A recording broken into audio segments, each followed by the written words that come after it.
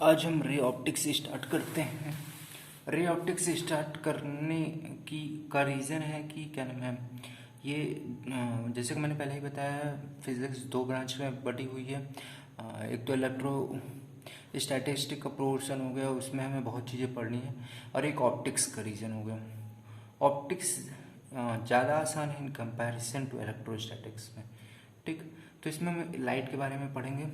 इसको देखने से पहले मैं आपको सजेस्ट करूँगा कि आप 10th का एक बार दोबारा रिवाइज कर लीजिए लाइट चैप्टर, जिसमें आपने रे डायग्राम देखा था। रे डायग्राम की प्रैक्टिस तो हम आगे फिर से करेंगे, लेकिन अगर आप एक बार देख लेंगे तो आपको और ज़्यादा अच्छे से समझ में आएगा और मज़ा भी आएगा। और जैसे कि हम देख सकते हैं ऑप्टिक्स, ऑप्टिक्स का मतलब होता है स्टडी ऑफ लाइट। लाइट क्या होता है? लाइट एक इलेक्ट्रोमैग्नेटिक स्पेक्ट्रम होता है, part of electromagnetic spectrum which help to see various objects.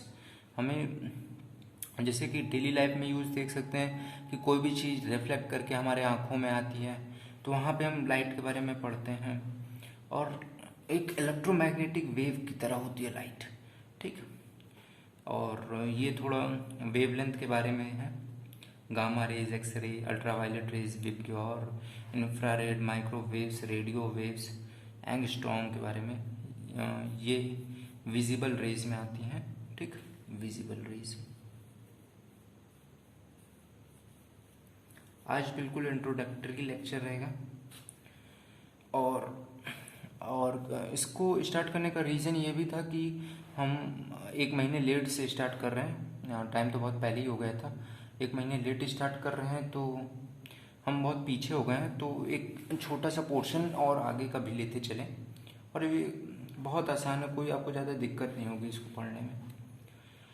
Optics mainly दो पार्ट में डिवाइड होगी, ray optics, wave optics. Wave optics हम अगले लेक्चर में देखेंगे, मतलब अगले चैप्टर में देखेंगे, वहाँ पर वेव नेचर के बारे में बातें होंगी। और रे ऑप्टिक्स को अच्छी जगहों में ज्योमेट्रिकल ऑप्टिक्स भी कहते हैं। ठीक, क्योंकि इसमें ज्योमेट्री का बहुत यूज होगा। Dimension of object, mirror, lens, prism के बारे में बात होगी, टेलीस्कोप के बारे में बात होगी। इन सभी चीज़ों का वेवलेंथ बहुत बड़ा होता है। ठीक, इनकी कंपैरिजन में यहाँ पे हम डायमेंशन ऑफ ऑब्जेक्ट्स में स्लिट की बात करेंगे, होल्स की, जो कि बहुत छोटे होते हैं। ठीक, और यहाँ पे इंटरफेरेंस के बारे में बात होगी, जैसे यहाँ रिफ्लेक्शन की बातें होंगी, रिफ्लेक्शन, रिफ्रैक्शन, डिफ्रैक्शन। डिफ्रैक्शन यहाँ पे होगा, यहाँ पे रिफ्लेक्शन, रिफ्रैक्शन रहेगा, यहाँ पे इंटरफेरेंस, डिफ्रैक्शन, पोलराइजेशन। अब हम कुछ लाइट की प्रॉपर्टीज़ के बारे में देखेंगे। सबसे पहली प्रॉपर्टी होती है light always travels in straight line. ठीक, तो क्या क्या हमेशा स्ट्रेट की लाइन में ट्रेवल करेगी? हाँ बिल्कुल, हमेशा स्ट्रेट लाइन्स में ट्रेवल करेगी। ठीक, the path of light is called रे। जो सिंगल रे होती है उसको रे कहते हैं, जो बंडल ऑफ रेज होती हैं ढेर सारी उसको बीम कहते हैं। आगे देखते हैं। अब ये कुछ क्लास 10th की भी चीज़ें हैं, जैसे कि रिफ्लेक्शन में आप देख सकते थे दो लॉ थे। एक angle of incidence is equal to angle of reflection होता था। ये पॉली सरफेस होता है, ये मिरर का सरफेस है।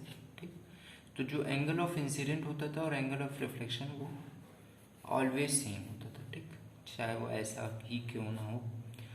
और दूसरा थोड़ा इम्पोर्टेंट था कि इंसिडेंट रे, नॉर्मल रे, reflected ray. Incident ray, normal रे, रिफ्लेक्टेड रे एक पॉइंट पे लाई करता था। ठीक, सरफेस।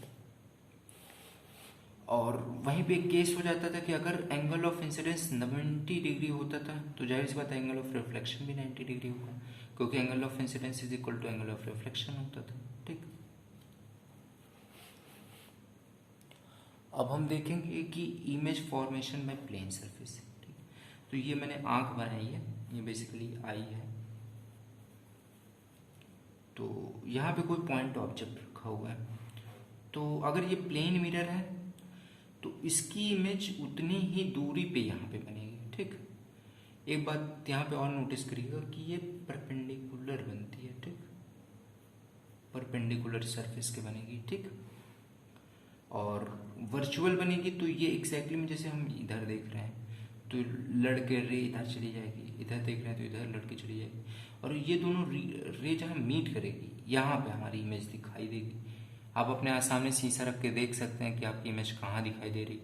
आपको ऐसा लगेगा, मतलब होता भी है कि जितनी दूर पे आप इमेज शीशे के दूर, जितना दूर आप खड़े रहेंगे उतना ही दूर आपका इमेज भी बनेगा।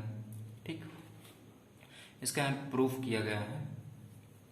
प्रूफ में देख सकते हैं कि एंगल का खेल खेला गया है। जैसे कोई एक रे इधर के लिए ली गई, एक बिल्कुल परपेंडिकुलर रे ली गई, तो परपेंडिकुलर रे यहीं से निकल जाएगी। ठीक, जैसे आएगी वैसे निकल जाएगी। क्यों? क्योंकि angle of incidence is equal to angle of reflection.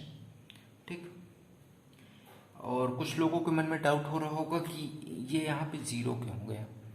तो जीरो हम नॉर्मल से लेते थे। ठीक, याद हो तो नॉर्मल हमारा ये था, आपको दिख रहा हो तो। ठीक, और यहाँ पे फिर तो एक 90 डिग्री पे डाल दिया, एक कोई एंगल पे डाल दिया, थीटा एंगल पे। तो ये थीटा है तो ये थीटा होगा, ये थीटा है तो angle of incidence is equal to angle of reflection, ये भी थीटा हो जाएगा, ये थीटा हो जाएगा तो ये थीटा, ये थीटा तो ये थीटा। ठीक, तो जाहिर सी बात है इसमें आप सिमिलरिटी देख सकते हैं, ये कॉमन हो जाएगा, ये हमें पहले से इक्वल पता है, और ये एक एंगल थीटा होगा। ठीक, तो यहाँ पे कौन सी थ्योरम आप लगा सकते हैं? कोई गेस कर सकता है? यहाँ पे कोई गेस कर सकता है? यहाँ पे आप कोई भी लगा सकते हैं। जैसे ये थीटा लेके आप प्रूव भी कर सकते हैं कि कॉस थीटा ये और ये सेम होगा, ट्रिपल एस लगा दीजिए। ठीक,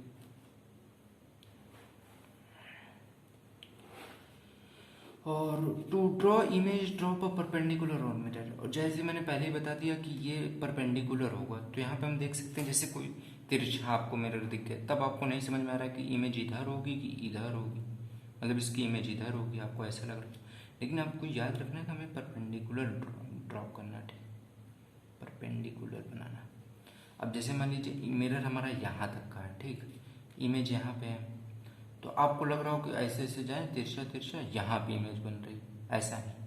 हमें इस सरफेस को हम थोड़ा सा और इलोंगेट कर देते हैं, मतलब बड़ा कर देते हैं, और फिर यहाँ से परपेंडिकुलर ड्रॉप करेंगे तो उसका इमेज यहाँ बनेगा। ठीक, फिर हम आगे फर्दर प्रोसीड करते हैं। मान लीजिए हमें कोऑर्डिनेट निकालना है।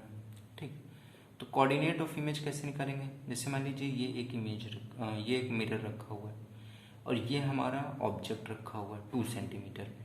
ठीक, तो हम इसको थोड़ा और बड़ा कर लेते हैं। अब जाहिर सी बात है यहाँ से तो परपेंडिकुलर ड्रॉप कर नहीं पाएंगे, यहाँ से सरफेस पे जितने भी आप परपेंडिकुलर ड्रॉप करेंगे वो 90 डिग्री पे नहीं होगा, मतलब जितने भी ड्रॉप करेंगे वो 90 डिग्री नहीं बनाएगा। तो इसको थोड़ा और बढ़ा देते हैं, यहाँ से ड्रॉप करते हैं, और ये हमें पता है 45 डिग्री होगा। ठीक, तो ये 45 डिग्री है तो ये निकाल लेंगे, तो जितना दूर मिरर से ऑब्जेक्ट रहेगा उतनी दूरी इमेज रहेगी, तो ऐसे ये निकाल लेंगे तो हमारा आंसर आ जाएगा। ठीक, और फिर एक क्वेश्चन ये हो जाएगा कि एक्सटेंडेड ऑब्जेक्ट का क्या होगा। एक्सटेंडेड ऑब्जेक्ट के लिए